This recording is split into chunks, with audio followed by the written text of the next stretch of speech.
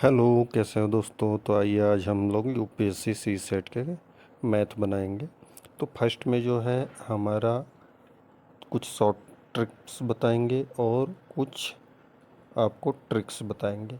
लेकिन आप इतना ध्यान रखना कि यूपीएससी जैसे एग्ज़ाम क्रैक करने के लिए आपको शॉर्ट ट्रिक नहीं बल्कि एक प्रॉपर रास्ते से ही चलना पड़ता है।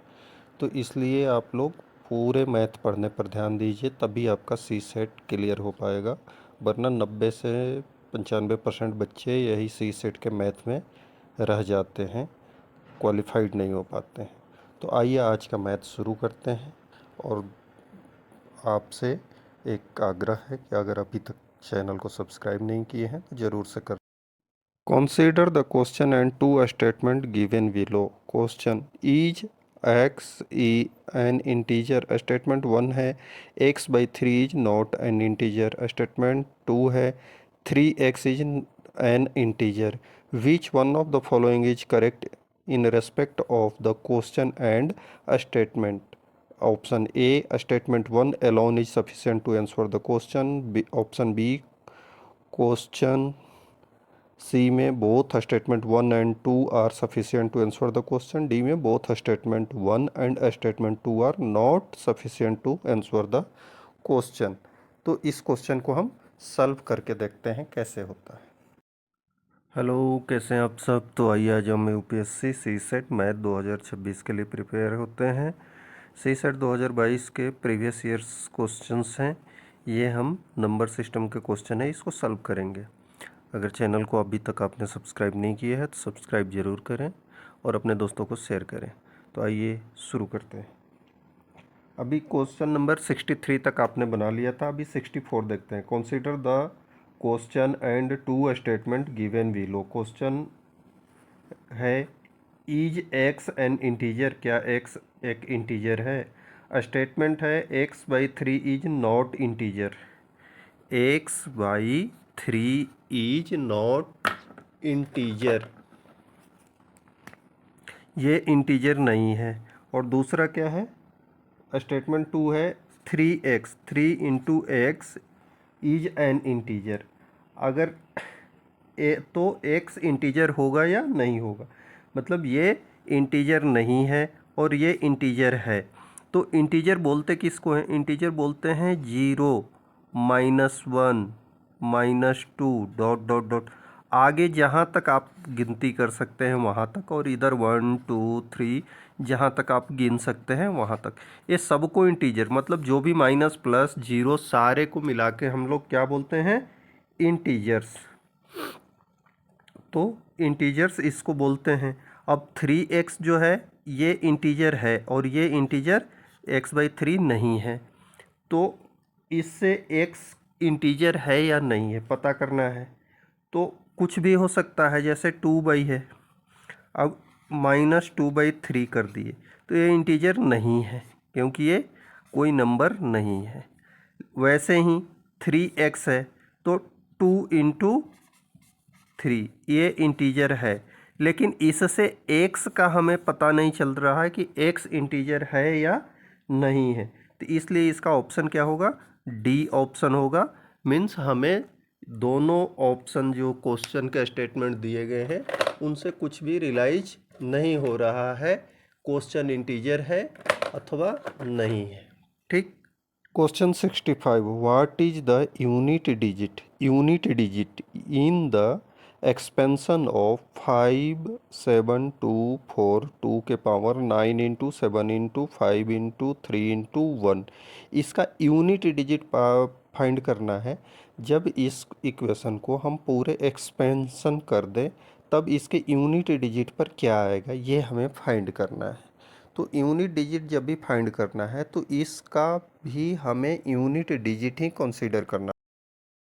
अभी नेक्स्ट क्वेश्चन हमारे पास है 65 में क्या है, 5 7 2 4 2, इसके पावर है 9 इंटू 7 इंटू 5 इंटू 3 इंटू 1। इसका यूनिट डिजिट पर क्या आएगा, अगर इसको हम पूरे एक्सपेंड करें तो इसके यूनिट डिजिट पर क्या आएगा। अगर यूनिट डिजिट का कोई भी क्वेश्चन आपसे दे दे तो उसका सिर्फ यूनिट डिजिट ही हमें चेक करना है। तो अब हम देखते हैं, अगर 2 के पावर 1 होता है तो क्या आता है 2, 2 के पावर 2 होने से 4 आता है, 2 के पावर 3 होने से क्या आता है 8, 2 का पावर 4 होने से क्या आता है 16, 2 का पावर 5 होने से 32, 2 का पावर 6 होने से 64, 2 का पावर 7 होने से 128 और 2 का पावर 8 होने से क्या आ गया 6 और 2 दूनी के 4 1 5 256। तो देखो इसमें हमेशा ही रिपीट हो रहा है 2486 2486, ऐसे ही 2 के पावर, अगर हम 2 के पावर 9, 2 के पावर 10, 2 के पावर 11 और 2 के पावर 12 करें तो भी इसके यूनिट डिजिट पर ऐसे ही आएगा 2 4 8 और 6।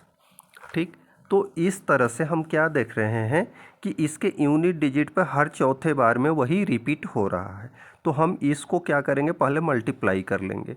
मल्टीप्लाई किए तो हम इधर से करते शुरू करते हैं। तो 1 3 जा क्या होता है 3, 3 5 जा 15, 15 7 जा 105 और इससे 9 में मल्टीप्लाई कर दिए तो कितना हो गया 100 में 9 से किए तो 900, 5 में 9 से किए तो 45, 945 हो गया। तो 945 को इसको 2 से मल्टीप्लाई कर वो कर देना है, क्या 4 से इसको डिवाइड कर देना है। 4 से हम डिवाइड करेंगे तो इसके रिमाइंडर हम चेक करेंगे कितना आ रहा है। तो हमारा 2 टाइम में जाएगा 8, 1 बच गया 4, 3 टाइम में जाएगा 12, फिर 2 बच गया 4, तो 6 चौका 24, 24, तो 1, रिमाइंडर क्या बच रहा है 1। तो 2 के पावर जो 1 है यही इसके यूनिट डिजिट पर आएगा, मीन्स 2 आएगा। तो इसको अगर हम पूरे को एक्सपेंड करें तो इसके यूनिट डिजिट पर क्या आएगा 2 आएगा। 2 ऑप्शन ए में है, option A. Consider a 3 digit number. Question है what is the number. Statement 1, the sum of the digit of the number is equal to the product of digit. Statement 2 है the number is dividable by the sum of the digit of the number. Which one of the following is correct in respect of the above question and a statement? Option A है the question can be answered by using one of the statement alone but cannot be answered the using other statement. B है the question is cannot be answered using either statement alone. C है question cannot be answered by using both statement together. D है the question cannot be answered even using both the statement together. दोनों statement एक साथ use करने पर भी इसका answer नहीं दिया जा सकता है। तो इसको हम प्रॉपर सॉल्व करके देखते हैं कैसे सॉल्व होता है। क्वेश्चन नंबर 66 बनाते हैं। ये है कंसीडर ए 3 डिजिट नंबर। अब क्वेश्चन क्या है व्हाट इज द नंबर, ये नंबर क्या होगा। स्टेटमेंट इसके साथ 2 दिए हुए हैं। फर्स्ट स्टेटमेंट है the sum of digit of the number is equal to the product of digit. मतलब अगर 3 नंबर हैं x, y और z, तो इन तीनों का x plus y plus z और x into y into z ये दोनों बराबर हो रहे हैं। और ऐसा सिर्फ एक ही नंबर है 3 डिजिट का 1 2 3, जिसका को जोड़ने पर 1 प्लस 2 3 और 3 6 होता है, और मल्टीप्लाई भी करें तो 1 इंटू 2 इंटू 3 ये भी 6 होता है। ये एक ही नंबर है, ठीक। और इसका स्टेटमेंट 2 है the number is dividable by the sum of the digit of the number. अब ये जो नंबर है 1 2 3 ये 1 2 3 ये 6 से डिवाइडेबल है, मतलब जो इसका सम आ रहा है उससे डिवाइडेबल भी है। तो ऐसा कोई नंबर है ही नहीं जिसको जोड़ने से भी सेम आए और आपस में मल्टीप्लाई भी करने से सेम आए। जैसे 2 3 4 हमने लिख दिया, इसको आपस में जोड़ेंगे तो कितना हो जाएगा 5 और 9, और इसको अगर मल्टीप्लाई करेंगे 3 दूनी 6, 6 चौका 24, तो दोनों अलग अलग हो रहे हैं। तो ऐसा 123 है और ये 6 से डिवाइडेबल नहीं होता है, जबकि स्टेटमेंट 2 दिया हुआ है कि ये 6 से डिवाइडेबल है। तो इसका मतलब क्या है कि ये दोनों स्टेटमेंट हमारे एक साथ फिट नहीं बैठ रहे हैं।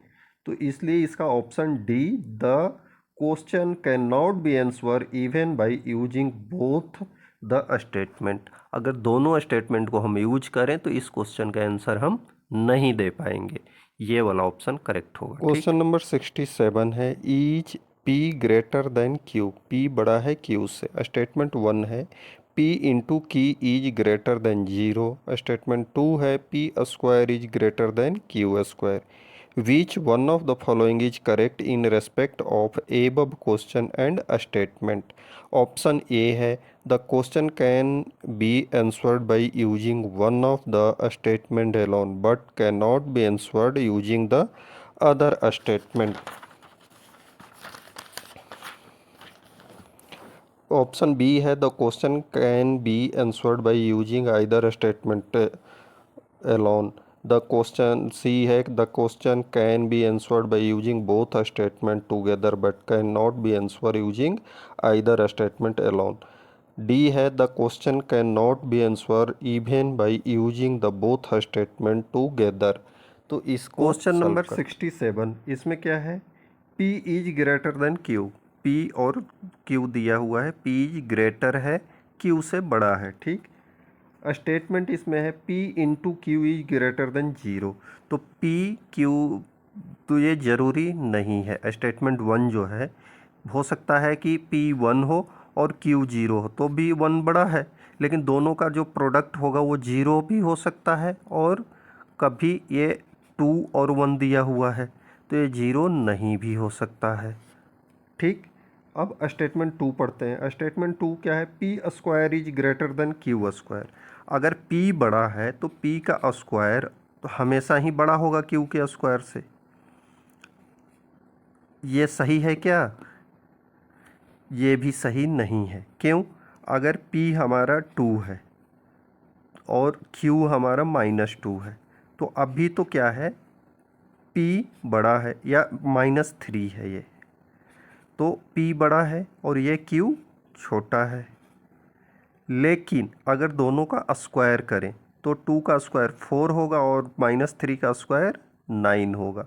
तो अब इसमें कौन बड़ा हो गया, Q। P इतना ही रहा, P स्क्वायर इतना हो गया और Q स्क्वायर 9 हो गया, तो अभी Q स्क्वायर बड़ा हो गया। तो ये भी क्या है, ये भी हमेशा सही नहीं है। अब इसके ऑप्शन दिए हैं, which one of the following is correct. The question can not be answer by using one the statement alone but can not be answer using both other statement alone. ये स्टेटमेंट क्वेश्चन का option सही नहीं है। दूसरा B C D, D option क्या है, the question can not be answer even using both statement together. दोनों statement को एक साथ रखने के बाद भी इस क्वेश्चन के आंसर हम नहीं दे पाएंगे, तो ये ऑप्शन डी करेक्ट है।